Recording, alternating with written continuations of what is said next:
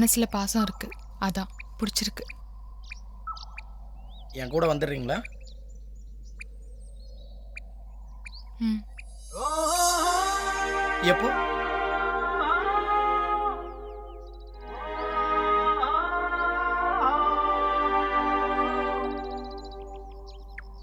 கொஞ்சம் டைம் வேணும். அவ்வளோ டைம் என்னால் காத்திருக்க முடியாது. சலீம், இது நல்லா தான் இருக்கு, இப்படியே இருந்துடலாமே. உனக்கு நல்லா இருக்கும், என்னால் நினைக்க கூட முடியல. நீ இல்லைனா எனக்கு உன்ன மாதிரி யோசிக்க தெரியாது.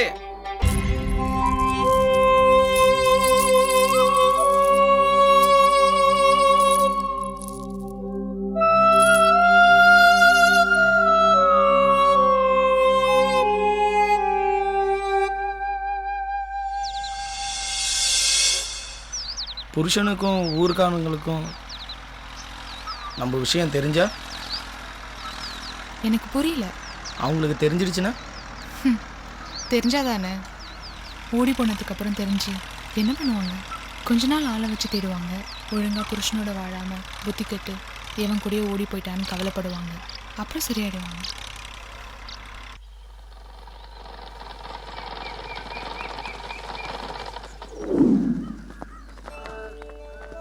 இதான் என் பழைய வீடு.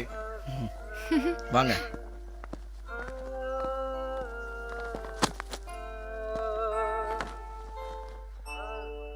இதான் அடுப்பாங்கற.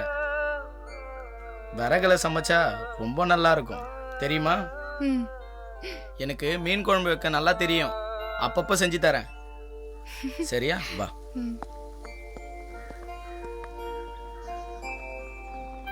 அந்த மூலையில தான் குளிக்கணும். இது வரைக்கும் நான் ஒருத்தந்தான், அதனால. புரிஞ்சிருச்சு. கட்டில மறைவா வச்சுட்டு புடவை சுத்தணும், அவ்வளவுதானே? வாங்க. அது சரி, உங்க அம்மா அப்பா?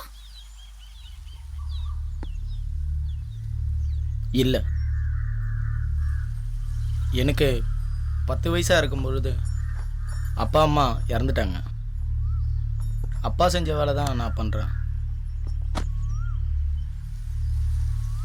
ஒரு நாள் அப்பா அம்மா ஊர்லேருந்து வரும்போது பஸ் ஆக்சிடெண்ட் ஆகி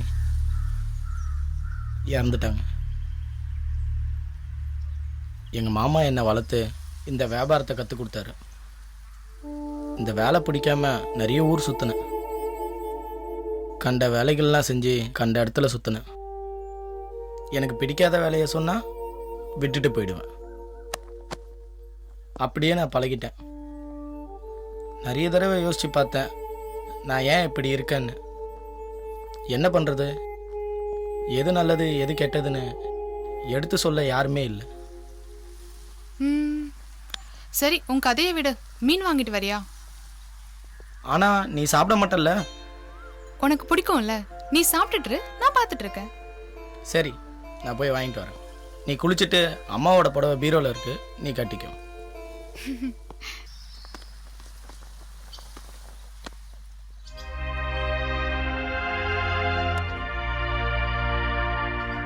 மாமா, நீங்க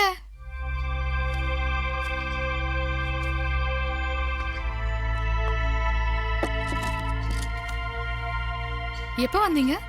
இப்பதான் வர்றான். எல்லாரும் நல்லா இருக்காங்களா? ம். வாங்க உட்காருங்க. உட்கார்றா.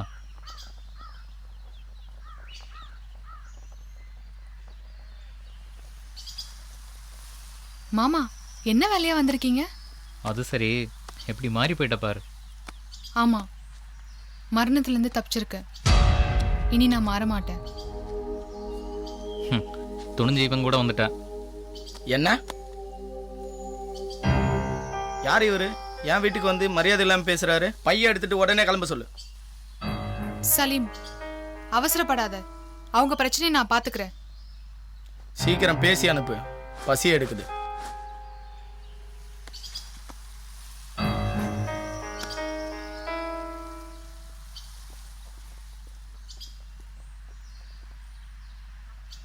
நான் இங்க இருக்கேன்னு உங்களுக்கு எப்படி தெரிஞ்சது? நான் தான் கூட்டு வந்தேன் ஆண்டி. ஆமாம், இந்த பையன் தான் கூட்டிகிட்டு வந்தான். அது சரி, உன் பிரச்சனை என்ன? எனக்கு என்ன பிரச்சனை? மகாராணி மாதிரி இருக்கேன். என்ன காரியம் பண்ணியிருக்க? உன் சுகத்தை நீ பார்த்துக்கிட்ட, நீ இப்படி பண்ணதுக்கு எங்களுக்கு எவ்வளோ அவமானம் ஆயிடுச்சுன்னு ஒரு தடவை வச்சு நினச்சி பார்த்தியா? உங்க கடமை முடிஞ்சிருச்சுன்னு என்ன கை கழுவி விட்டுட்டீங்க. நான் மட்டும் நரகத்துல மாட்டிக்கிட்டேன். அந்த நரகத்துக்கு நான் ஏன் வரணும்? எதுக்கு ஏன்னு கேட்குறியா? ஏதோ ஒரு சமயத்தில் தெரியாமல் தப்பு நடந்தா பெரியவங்க பேச்சு கேட்டு சமாதானமாக போயிருக்கணும். இந்த மாதிரி தப்பை தெரிஞ்சோ தெரியாமலே செஞ்சுட்டேன்னு சொல்லாமல் இதான் பிடிச்சேன்னு சொல்கிறவளா இப்போ தான் பார்க்குறேன். நான் வரல மாமா. ஆ ஆ. நீ செய்கிற சுத்தமாக சரியில்லை. அங்கே ஸ்ரீதர் நீ போனதுலேருந்து குடிக்க அடிமையாகி செய்யாத தப்பெல்லாம் செஞ்சுட்டு இருக்கான். பொண்டாட்டினா அவருக்கு அடிமை மாதிரி. என் அபிப்பிராயம் ஆசைலாம் அவருக்கு சம்மந்தம் இல்லை. பொண்டாட்டி மனசு புரிஞ்சுக்க தெரியாதவன் புருஷனா எப்படி இருப்பான் மாமா? ஆ சரி வரேன்.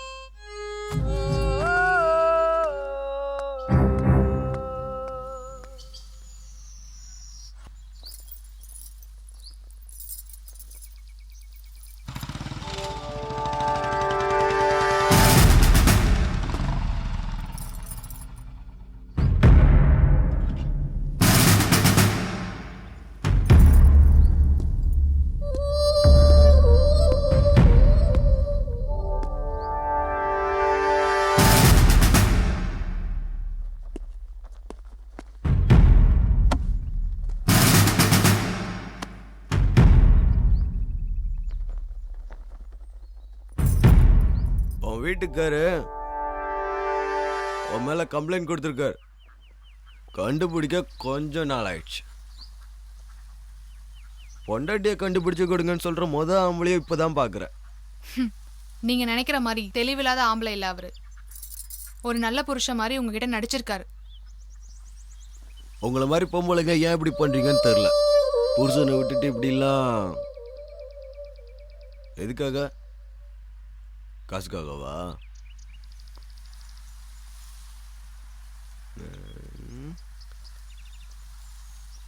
சொகத்துக்காகவா? கிடையாது. ம். ஒரு நிமிஷம் கூட விட முடியாத பாசத்துக்காக. ம்? அந்த பாசம் புருஷன்கிட்ட கிடைக்காதா? புருஷன் கிட்ட அந்த பாசம் கிடைச்சா பரவாயில்ல, சொந்த பந்தங்கள்லாம் மறந்துடுவோம். கிடைக்காம போனா கேட்டை தாண்டி வெளியே போ வச்சிரும். ஓகே, சலீம் வந்தா ஸ்டேஷன் வர சொல்லு.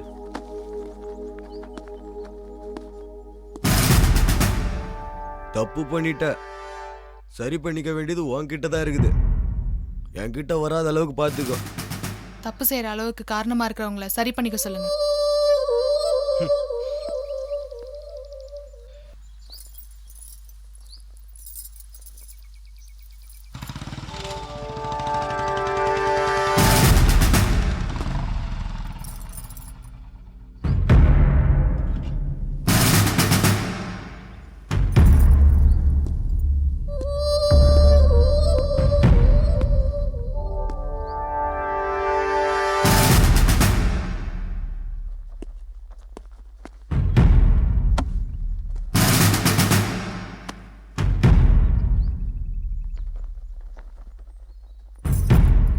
உன் வீட்டுக்காரு உன் மேல கம்ப்ளைண்ட் கொடுத்துருக்காரு. கண்டுபிடிக்க கொஞ்சம் நாள் ஆயிடுச்சு. பொண்டாட்டியை கண்டுபிடிச்சு கொடுங்கன்னு சொல்ற ஆம்பளையும் இப்பதான் பாக்குறேன். நீங்க நினைக்கிற மாதிரி தெளிவில்லாத ஆம்பளை இல்ல அவரு. ஒரு நல்ல புருஷன் மாதிரி உங்ககிட்ட நடிச்சிருக்காரு. உங்களை மாதிரி பொம்பளைங்க ஏன் இப்படி பண்றீங்கன்னு தெரியல. புருஷனை விட்டுட்டு இப்படிலாம் எதுக்காக? காசுக்காகவா?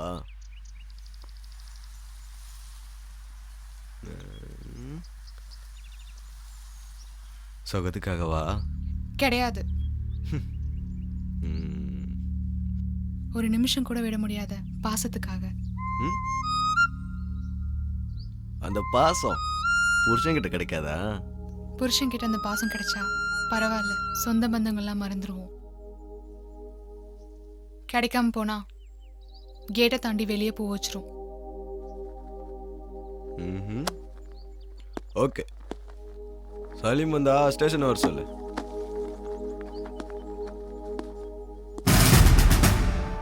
தப்பு பண்ணிட்ட, சரி பண்ணிக்க வேண்டியது உன்கிட்ட தான் இருக்குது.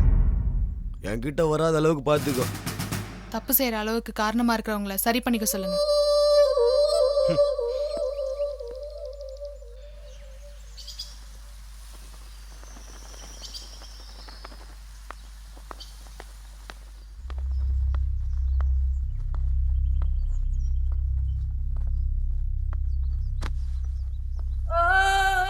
சலீம்ண்ணே எந்திரிங்க.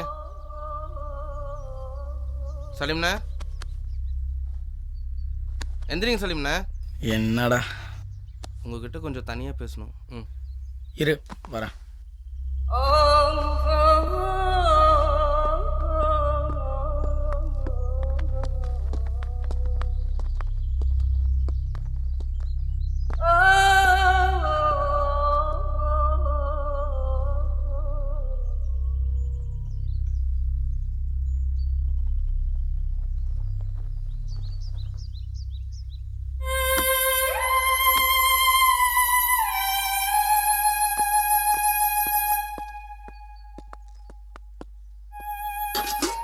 யாரு இவரு? தெரிஞ்ச பையன்.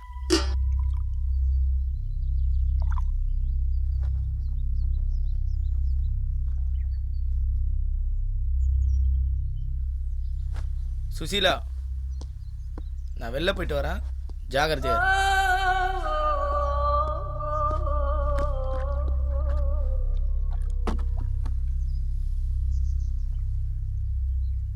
என் கோவம் எல்லாம் சலீம் மேல இருக்க பாசத்துல மறைஞ்சு போயிடுச்சு. இவ்வளோ நாளாக எனக்கு சந்தோஷத்தை கொடுத்த சலீமுக்கு நான் ஏதாச்சும் பண்ணணும்னு ஆசைப்பட்டேன். அந்த மும்தாஜோட இருக்கிறது தான் இவருக்கு சந்தோஷம்னா நான் எதையும் விட்டு கொடுக்க தயாராக இருக்கேன். இனி எப்பயுமே சலீமை கோவத்தில் கூட திட்டக்கூடாதுன்னு முடிவு பண்ணிட்டேன்.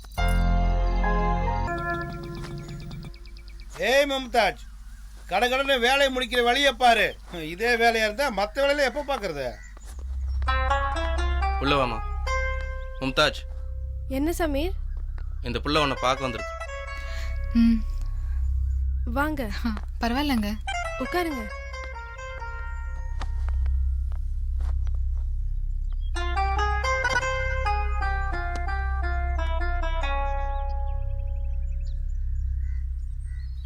சமீர் சொன்னா உங்களை பற்றி. நாடோடியா சுற்றுறவனுக்காக இவ்வளோ தூரம் வந்திருக்கீங்க. பார்த்தா நல்லா படித்தவங்க மாதிரி தெரியுறீங்க. இது கூடவா யோசிக்க தெரியல உங்களுக்கு? படித்தனால தான் யோசித்து முடிவெடுத்தேன். ஊர் ஊராக சுற்றுறவனை விட்டுடுன்னு உங்ககிட்ட பிச்சை கேட்டு வந்திருக்கேன். உங்கள் கூட கொஞ்சம் தனியாக பேசணும். என் கூட வரீங்களா? காஃபி குடிக்கிறீங்களா? இல்லை, ஒன்றும் வேணாங்க. சரி வாங்க போகலாம். ஏய் மும்தாஜ், போயிட்டு வருவீல்ல? கண்டிப்பாக வருவேன் மாமா.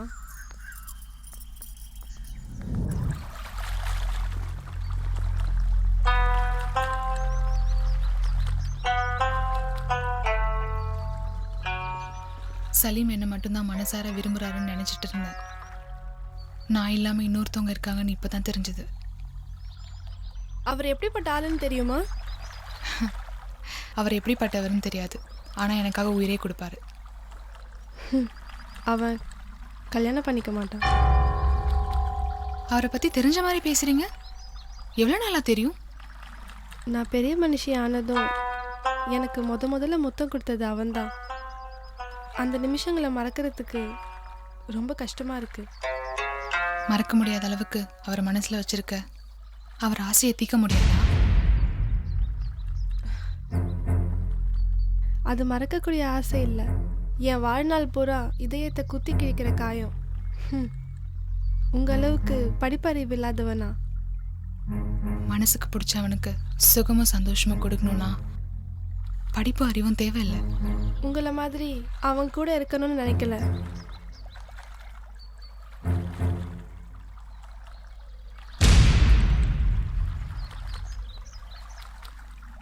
சலீம் மாதிரி ஒரு ஆள் அழகுக்கும் உருவுக்கும் முக்கியத்துவம் கொடுக்க மாட்டாருன்னு நினச்சிட்டு இருந்தேன். இல்லைனா அவருக்காக உயிரை கொடுக்குற பொண்ணாக இருக்கணும்னு நான் நினச்சேன். உங்களை பார்த்ததுக்கு அப்புறம் தான் நான் என் முடிவை மாற்றிக்கிட்டேன்.